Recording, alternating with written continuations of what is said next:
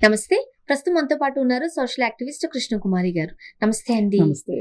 ఇంతకుముందు జరిగిన సంఘటన వైజాగ్‌లో దారుణం. ఇప్పుడు బయటకు వెళ్తుంటుంటే మెడలో గొలుసులు లాగేస్తున్నారు. లేతే ఇబ్బందికరమైన పరిస్థితులు ఎదురవుతున్నాయి. కానీ ఇంట్లో ఉన్నప్పుడు సాయంత్రం పూట పాన్ షాప్ అంట వాళ్ళ హస్బెండ్‌ది. ఆ షాప్ కోసమని ఆయన వెళ్ళిపోయారు మధ్యాహ్నం 3 గంటలకి. సో, ఇంట్లో ఒంటరిగా ఉండడం చూసి లోపలికి చొరబడి ఆమె 2 చేతులు కాళ్ళు కట్టేసి అక్కడ కాస్త పెనుగులాట కూడా జరిగినట్లుగా కూడా ఇంటి వాతావరణం చూస్తే తెలిసిపోతుందంటున్నారు పోలీసులు. ఎట్టకేలకు లాకర్‌కి పగలగొట్టడానికి ట్రై చేశారు. అవ్వలేదు. ఒంటి మీద బంగారాన్ని ఎత్తుకుపోయారు. విషయం ఏంటంటే ఆమెని చంపేశారక్కడ. ఎంత దారుణం కదా! ఇంట్లో ఉంటే కూడా రక్షణ లేదు.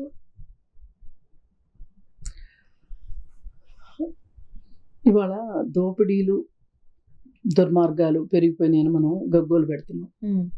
అయితే ఇవి ఎందుకు పెరుగుతున్నాయి? అసలు దొంగతనాలు అనేది ఎందుకు అనేది మనం అంటే దొంగలు సపోర్ట్ చేస్తా కాదు. అసలు ఏ పరిస్థితులు దీనికి దోహదం చేస్తున్నాయి అనేది కనుక మనం ఆలోచిస్తే అసలు దొంగలకి సమాజంలో ఏం పాత్ర ఉంటుంది? అంటే వాళ్ళకుండే ఏమంటాం ఏం గౌరవం ఉంటుంది? దొంగలంటే గౌరవం ఉండదు కదా. మరి గౌరవం లేని పనులు చేయడానికి మనుషులు సిద్ధపడుతున్నారు అంటే గౌరవం ఉన్న పనులు చేయడానికి అవకాశం లేకనా, లేకపోతే ఆ గౌరవం ఇచ్చే పనులు చేస్తే వచ్చే డబ్బుతోటి సంతృప్తి చెందకనా, లేకపోతే అసలు వీళ్ళకి ఇట్లా ఏదో ఒకటి చేసి సంతోషపడాలి అంటే నేను ఒకటి సాధించాను అనే ఫీలింగ్ ఏమైనా వీళ్ళు కోరుకుంటున్నారా? అంటే ఇప్పుడు కొంతమందికి ఉంటుంది ఒక యాంటీ సోషల్ పర్సనాలిటీ ట్రైట్స్ ఉంటాయి వాళ్ళల్లో.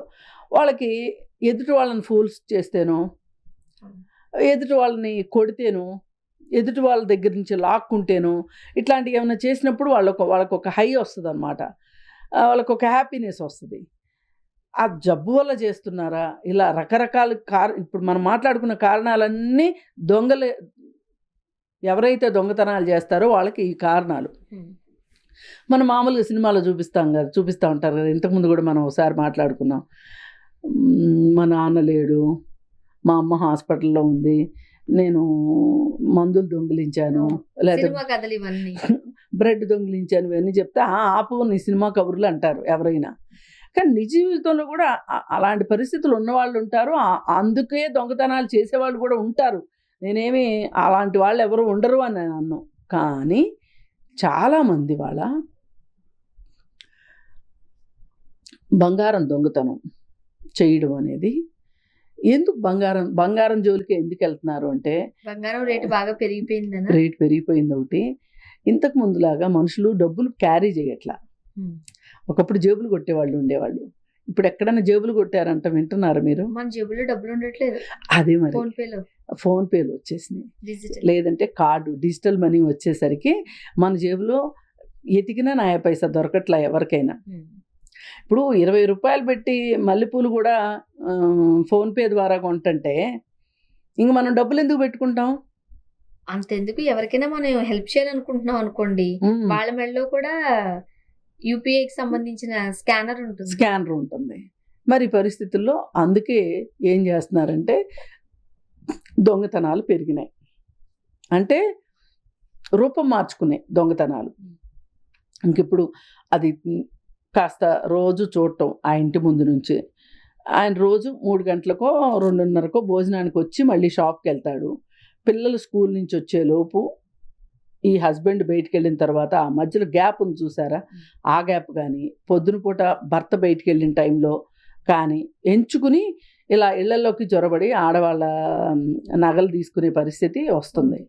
అయితే ఇంకిప్పుడు మన ముందున్న పరిస్థితి ఏంటంటే ఇవాళ ఈ పెరిగిపోయిన బంగారం ధరలకి కానీ ఇట్లాంటి కారణాలు ఏమైనా, ఇప్పుడు ఈ దొంగతనాలు పెరిగిపోయిన కారణానికి కానీ మనము నగలని సాధ్యమైనంత దాచుకోవటం మంచిది.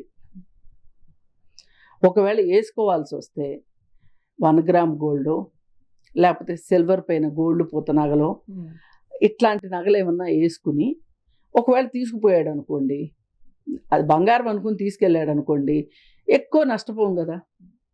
అంటే తీసుకెళ్ళిపోతే పర్వాలేదులండి. అది అంటే ప్రాణాలు తీసేస్తున్నారు. అంటే ఏం చేస్తారంటే వీళ్ళు మనల్ని గుర్తుపట్టి చెప్తారేమో రేపు ఐడెంటిఫికేషను. అవును.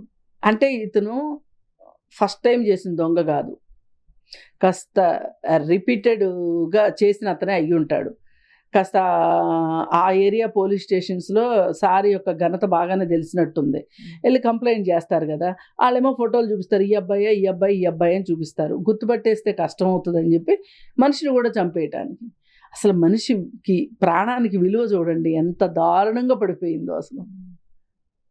ఇవాళ ఒక 3 సవర్ల గొలుసు ఉంటే చాలు, నీ ప్రాణం పోయినట్టే. ఇంకా వాడికి అసలు ఒక దాదాపు ఒక 5-6 నెలలు ఏ పని చేయకపోయినా కానీ వాడికి గడిచిపోతుంది. ఈ అనూహ్యంగా బంగారం రేటు పెరగటానికి కూడా ఇది ఒక కారణమైంది. సరే, ఏది ఏమైనా పాపం వాళ్ళకి ఎంతమంది పిల్లలు రాయలేదు, కానీ ఒకరిద్దరు పిల్లలు ఉంటారు కదా, వాళ్ళకి తల్లి లేకుండా అయిపోయింది. ఇప్పుడు ఒక రకంగా ఆమె నడివయసు స్త్రీలాగా అనిపిస్తున్నారు. ఇటు పిల్లలు, అటు భర్త.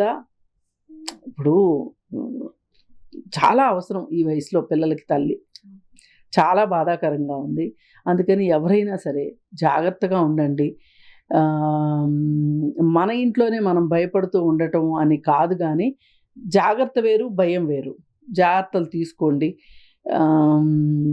మరి ఆ సీసీ కెమెరా ఉంది కాబట్టి పట్టుకున్నారు. బట్ వెళ్ళేటప్పుడు షర్ట్ తెల్లాడంటే, రిటర్న్ వచ్చేటప్పుడు ఏదో కోట్ వేసుకుని వచ్చాడు, అయినా కానీ పట్టుకున్నారు పోలీసులు. అందుకని ఇవాళ సీసీ కెమెరాలు కూడా, ఒక సీసీ కెమెరాలో ఒక సీసీ కెమెరా ఒక 50 మంది పోలీసులు పెట్టేలాగా తయారయ్యి మంచి సర్వీస్ ఇస్తుంది సీసీటీవీ. అందుకని ఏ రోడ్లోనైనా సీసీటీవీలు పెట్టండి. ఇప్పుడు మొన్న ఈ మధ్య ఒక కాలనీలో దొంగతనం జరిగింది. పోలీస్ స్టేషన్లో కంప్లైంట్ ఇవ్వడానికి వెళ్తే సీసీటీవీ ఫుటేజ్ తీసుకొని రండి అని చెప్పారంట. మాకు సీసీటీవీలు లేవు అంటే, మేము కంప్లైంట్ తీసుకోలేము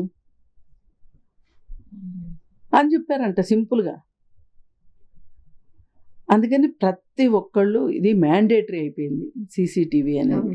సీసీటీవీ ఉంది అంటే కూడా కొంచెం ఆలోచిస్తారు రెండో వాళ్ళు కూడా. అందుకని దయచేసి ఇవాళ ఒకప్పుడు సంపదను చూపించుకోవటం గొప్పతనంలా ఉండేది. ఇవాళ ప్రాణాలు కాపాడుకోవాలి అంటే సంపదను దాచిపెట్టుకుంటేనే. ఆ ఇంట్లో కూడా లాకర్ తెరిచేందుకు ప్రయత్నించారంట, కారం చెల్లుందంట. అంటే కాస్త పెనుగులాట గట్టిగానే జరిగింది. మరి పక్క వాళ్ళకి వినిపించలేదా? ఈ రోజుల్లో ఇంట్లో శబ్దాలు వచ్చినా ఏమై ఉంటుందని అడిగే పరిస్థితులు లేవు. ఇప్పుడు సమ్మర్ హాలిడేస్ కదా, ఇప్పుడు ఒక్కొక్క అపార్ట్మెంట్లో 2 ఫ్లాట్లలోనే మనుషులు ఉంటున్నారు. ఒక్కొక్క ఫ్లాట్లో అయితే ఒక్కళ్ళే, ఊరు వెళ్ళని వాళ్ళు ఒక్కళ్ళే ఉంటున్నారు. మిగతా అన్ని ఖాళీలే. ఇప్పుడు దసరా పండుగ అప్పుడు ఒకటి, సంక్రాంతి పండుగ అప్పుడు ఒకటి, వేసవి సెలవులు, ఈ 3 సమయాల్లో అపార్ట్మెంట్లో వాళ్ళు మిగతా వాళ్ళు ఉండరు. ఈ ఇండిపెండెంట్ అయితే హౌస్ అయితే సరే పైన కింద ఉన్నారనుకోండి, కింద ఏమైనా పెనుగులాట జరుగుతుంటే పైదాకా ఏం తెలుస్తుంది, పైన ఏం జరుగుతున్నా కింద తెలియదు. పైగా ఇప్పుడు ఇంకో ప్రాబ్లం ఏంటంటే, వేసవికాలం అయ్యేసరికి అందరూ లోపల ఉండి ఏసీలు వేసుకుంటున్నారు. బయట ఏం జరుగుతుందో హాల్లో ఉన్న వాళ్ళకి. అందుకని మనం ఇవాళ కొంచెం ప్రాణాలు కాపాడుకోవాలి అంటే కొంచెం జాగ్రత్తగా ఉండాల్సిన అవసరంలో అయితే. ముందు వేసవి కాలంలో రాత్రులు దొంగతనాలు జరిగాయి. ఎందుకంటే అందరూ మేళ్ల పైన, డాబాల పైన పడుకుంటే కింద దొంగలు తమ పని తాము కానిచ్చేవారు అనుకుంటున్నాం. ఇది అర్ధరాత్రి పూట జరిగింది కూడా కాదు, పట్టపగలు. ఆ టైంలో ఎండగా ఉందని బయటికి కూడా జనాలు ఎక్కువ రారు. ఇవన్నీ చూసుకుని ఈ అవకాశాన్ని సద్వినియోగం చేసుకున్నాడు. బహుశా అసలు ఆమె నిద్రపోతా ఉంటే బీరువాలో తీసుకెళ్ళడానికే వచ్చినట్టున్నాడు ఇతను. నిజానికి అది ఫెయిల్ అయితే ఈమె దగ్గర ఉన్న వరకు తీసుకొని చంపేసి వెళ్ళాడు అనమాట. కలిపేసుకున్నారో లేకపోతే పిల్లలు ఆడుకుంటున్నారని వదిలిపెట్టేశారో ఏదో అయి ఉంటది. ఏదేమైనా బాధాకరం. భయం అవుతుంది కదండి, ఇంట్లో ఉన్నా సరే భయం అవుతుంది. అదే ఇప్పుడు ఈ బంగారం కలిగి ఉండటము అనేది ఎంత బాధాకరమో అర్థమవుతుంది. ఎక్కడ జరగద్దు, జరగకూడదు. ప్రభుత్వాలు, పోలీస్ కూడా కొంచెం, అంటే డే టైంలో ఎంత గస్తీ అని పెడతారు. ఇక ఒకటే మార్గం, ఇప్పుడు మనల్ని పట్టుకుంటారు ఏమైనా సరే అంటే ఎంతో కొంత దొంగలు కూడా ఆలోచించే అవకాశం ఉంటుంది. అందుకని సీసీటీవీలు పెట్టుకొని ఎక్కువ మానిటరింగ్ పెంచుకోవడం తప్పితే మార్గం లేదు. పైగా ఈ బంగారాన్ని కూడా కొంచెం సేఫ్ ప్లేస్లో పెట్టుకుంటే ముందు కనీసం మన ప్రాణాలు ఉంటాయి. మన జాగ్రత్తలు మనం తీసుకో. అవును. Thank you. Thank you.